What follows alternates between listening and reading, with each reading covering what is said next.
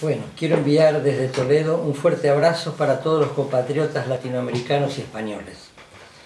Como son muchos y diversos colegas, que sea un abrazo singular para cada uno de ustedes. Lo sagrado en la clínica. En el seminario La Identificación, Lacan define al neurótico, al perverso y al psicótico como caras de la estructura normal. El neurótico, como el perverso o el psicótico mismo, dice Lacan, no son más que caras de la estructura normal. El neurótico es lo normal, mientras que para él el otro, con mayúscula, tiene mucha importancia. El perverso es lo normal, mientras que para él el falo grande tiene toda la importancia. Y para el psicótico, el cuerpo propio que se distingue en su lugar en esta estructuración del deseo, el cuerpo propio tiene toda la importancia. Toda la importancia, según Lacan, está puesta en el término de la estructura que le hace falta al sujeto y que, en consecuencia, desea. Para Freud, el eje estructural que organiza las estructuras clínicas es el complejo de castración, es decir, el descubrimiento angustioso del niño de lo que le falta a la madre. Dichas estructuras, neurosis, perversión y psicosis, son posiciones subjetivas diferenciadas frente a esa castración que Lacan define como la falta en el otro. Quiere decir, si ese primer otro, la madre por ejemplo, desea, es porque le falta algo, a lo que aspira, y ese algo ya no lo encuentra solamente representado en el niño, quien queda privado de un gran caudal de satisfacción. Entonces el hijo, en su afán de recuperar el goce perdido, intenta complementar al otro incompleto, tanto en el plano del deseo, como ocurre en las neurosis, identificándose con el falo imaginario, como en el plano del goce, identificándose con el objeto A, como ocurre en la perversión. De esta forma, o es el objeto imaginario del otro, o es el falo grande del otro, o es una parte del cuerpo del otro, como en la psicosis. El neurótico, obsesivo e histérico, intenta borrar esa falta que conoce, prestándose con sus pedidos y ofrendas a conformar un gran otro sagrado, en apariencia completo, como otrora imaginó conformarlo con su madre. Crea y cree, entonces, en un otro de la demanda, y hace de las demandas de ese otro el objeto de su deseo, consagrando así una unidad indisoluble con ese otro en el que cree ciegamente, no sin ausencia de dolor, de síntomas y de angustia. La búsqueda fantasmática del objeto perdido es tortuosa y su deseo imposible o insatisfecho para alejar la angustia. Su deseo sabe de los enigmas y dificultades de la gratificación sexual. Frente a la castración del otro, la función del fantasma inconsciente es intentar recuperar el goce perdido con la represión, recobrar el uno, mayúscula, imaginario, nunca tenido, obteniendo una satisfacción parcial del deseo. La histeria o el sagrado otro. El sujeto histérico se identifica en su fantasma con el objeto imaginario que falta en el otro. En la histérica, y hablando de Dora, plantea Lacan que ésta se consagra como un objeto A sin deseo, pero como causa de deseo del otro. Los objetos sostenidos por la castración imaginaria, reprimida, profundamente escondida, son deseo del otro. Dora, identificada con los otros, el padre, el señor K, Freud, apunta al culto del otro absoluto, que es la señora K, encarnación de la pregunta, como ustedes saben, ¿qué es una mujer? La relación del sujeto no es con el objeto A, sino con el otro, sin barrar, al cual la histérica reverencia y en el que cree en forma paranoica. Dice un paciente, todo es para el otro, hablando de su partener. ¿Qué soy? Tiene para ella un sentido pleno y absoluto. La señora K representa para Dora la posibilidad de obtener la respuesta sobre qué es la mujer. supone a ese otro como poseedor de la llave de su misterio. Dora no puede hacer como que no encuentra allí, sin saberlo, el falo cerrado, siempre velado, que responde allí. En cuanto a la homosexualidad femenina, escribe Lacan, en todas las formas, incluso inconscientes, de la homosexualidad femenina, es a la feminidad a donde se dirige el interés supremo. Un analizante expresa: a veces me da la sensación de que estoy pegada a ella. Somos una, habla de la madre. Estamos en el obsesivo o el sagrado otro. El obsesivo es, en su tragedia neurótica, un esclavo vigilante y solitario frente al enigma de su existencia, de la vida y de la muerte. Podríamos también designarlo, aunque no por sus hazañas, como el soldado de la legión extranjera, el novio de la muerte. El otro del obsesivo es una imagen de sí mismo, que hace ver a los demás y tras la cual se camufla. Esta quimera que intenta configurar una consistencia yoica lo amarra a su existencia y sin embargo los distancia de sí mismo.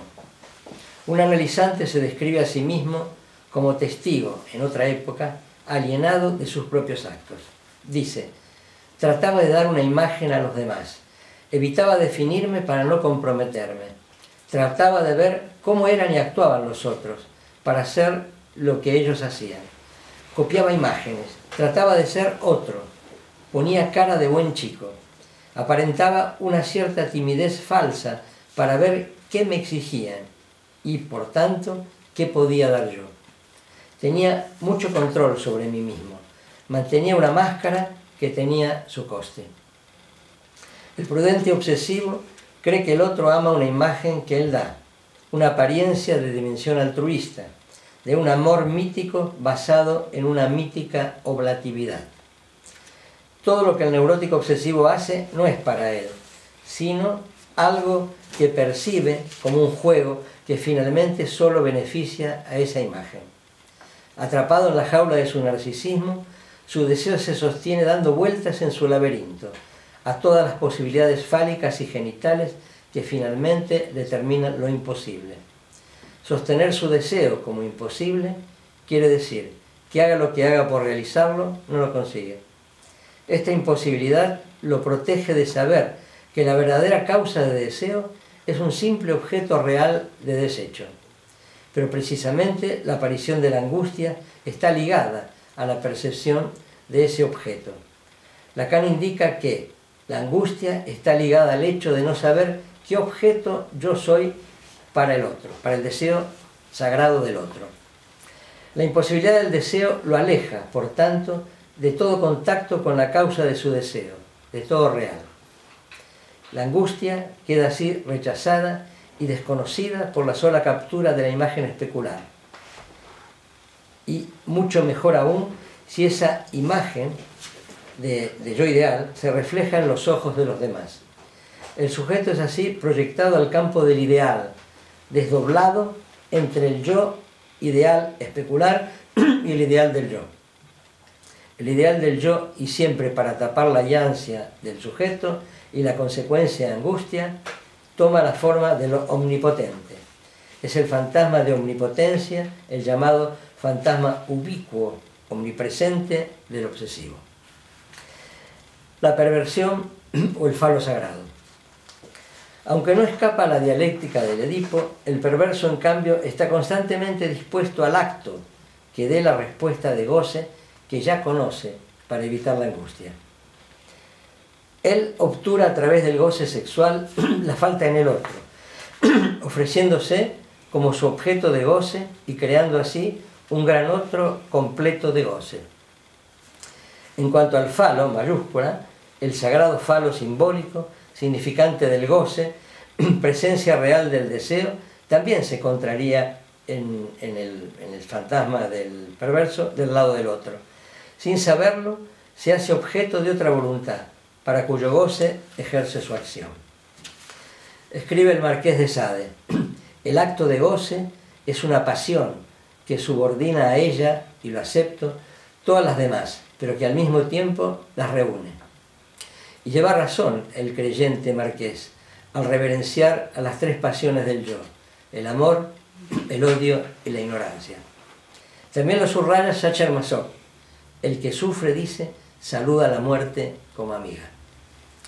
El perverso, creador y creyente de ese otro todo, lo sostiene con una devota voluntad de goce, como si de un Dios absoluto se tratara.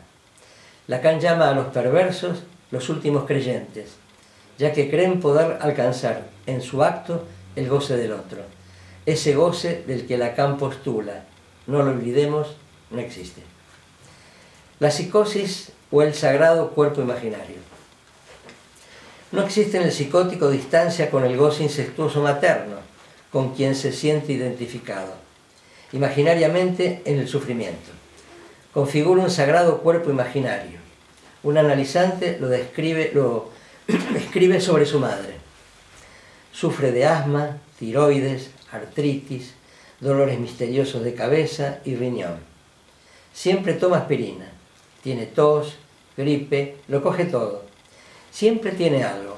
Ella es sufrimiento, rabia y autoritarismo. Se impone a toda la familia. No hay quien pueda con ella. Las frases precedentes anuncian la forclusión del significante de la falta en el otro. Dicha falta se aborda mediante la imaginarización, ya que no dispone de un significante, padre del nombre y nombre del padre, con el que significarla. Y de sí mismo escribe: soy todo sufrimiento, como dice de su madre. Últimamente solo me identifico con eso. Habla de sí mismo como si fuera una parte del cuerpo del otro, de la madre. En algún momento ayer, dice en concreto, no sentía sufrimiento y era una rara sensación. Me sentía manipulado por alguien que mágicamente me quitaba el sufrimiento. La imaginalización sin mediación de lo simbólico señala el predominio de la tópica del espejo del narcisismo. Definimos el goce como un opaco y denso entramado de satisfacción inútil e insatisfacción mortificante. Ese alguien que le quitaba el sufrimiento a este paciente fue, en primer lugar, el delirio y luego el análisis. Continúa el escrito: no hay quien pueda, como dice de su madre, con mi problema. Ya es mucho tiempo así. La depresión es o se transforma en una cosa física, llega hasta el cuerpo, te paraliza, te deja inmóvil. Se refiere a la inhibición melancólica. Se me ocurre que de adolescente o de pequeño, hasta los 12 años, tenía una especie de depresión encubierta o una nebulosa. Para terminar, la unidad sagrada. En todas las estructuras podemos apreciar el anhelo utópico de conseguir una sagrada unidad. ¿No es este acaso el viejo sueño de hacer uno? Hölderlin lo expresa así, voy a citarlo: ser uno con todo, esa es la vida de la divinidad, ese es el cielo del hombre, ser uno con todo lo viviente, volver en un feliz olvido de sí mismo al todo de la naturaleza. Esta es la cima de los pensamientos y alegrías, esta es la sagrada cumbre de la montaña, el lugar del reposo eterno, donde el mediodía pierde su calor sofocante y el trueno su voz, y el hirviente mar se asemeja a los trigales ondulantes. Ser uno con todo viviente. Con esta consigna, la virtud abandona su airada armadura y el espíritu del hombre su cetro, y todos los pensamientos desaparecen ante la imagen del mundo eternamente uno, como las reglas del artista esforzado ante la musa Urania. Y el férreo destino abdica de su soberanía, y la muerte desaparece de la alianza de los seres, y lo imposible de la separación y la juventud eterna dan felicidad y embellecen al mundo. Lacan puntualiza: en el universo del discurso no hay nada que contenga todo.